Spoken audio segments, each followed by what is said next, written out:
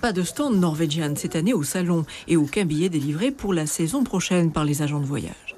L'annonce du retrait des dessertes Guadeloupe-Martinique est tombée comme un pavé dans la mare. Plus question pour les Martiniquais de voyager sans escale à petit prix vers les États-Unis. La compagnie low cost, lourdement déficitaire, a décidé de sacrifier ses lignes. Elle explique: il n'est pas rentable de déplacer tous les hivers avions, pilotes et personnel de l'Europe vers ces îles. Pour les agents de voyage, c'est la douche froide. Oui, c'est un peu la panique, surtout que c'est venu, c'était très soudain comme annonce pour nous, on s'y attendait pas du tout. Et c'est vrai que nos clients nous posent beaucoup de questions au niveau des agences de voyage, ils sont un peu inquiets. Ils avaient pris depuis quelques années l'habitude d'avoir une certaine facilité pour accéder au continent américain. Depuis 2015, les Martiniquais ont pu visiter Boston et Washington ou Montréal. Mais les lignes les plus populaires étaient New York et Fort Lauderdale.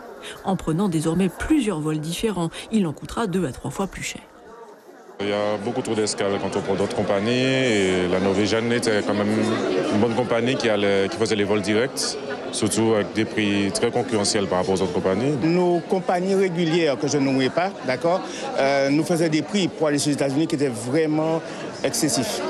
Et en fait, cette compagnie pouvait nous amener de très bons prix qui pouvaient nous permettre de voyager. Et malheureusement, en fait, on perd une belle opportunité ici en Martinique. Et j'espère que les élus feront tout pour pouvoir faire revenir, en fait, soit faire revenir cette compagnie ou faire revenir une autre compagnie qui nous pourra nous donner des prix aussi attractifs.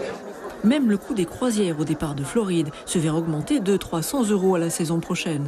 Trouver une alternative est essentiel pour les professionnels. Séduire une compagnie, ça se passe à plusieurs niveaux. Chacun a son travail à faire, chacun amène sa pierre. Donc le CMT travaille beaucoup en coordination avec les compagnies aériennes pour faire découvrir la destination, les avantages qu'il y a. Au niveau de l'aéroport également, il y a beaucoup de choses qui se mettent en place. Et il faut surtout qu'ils s'assurent aussi du soutien des agences de voyage. Donc nous, au niveau du syndicat des agences de voyage, on travaille avec tous nos confrères pour pouvoir apporter des assurances à ces compagnies pour ouvrir les lignes, leur dire qu'on est là et qu'on fera ce qu'il faut aussi pour ensuite aider à pérenniser ces lignes. Notre secteur touristique, lui aussi, attend les visiteurs américains.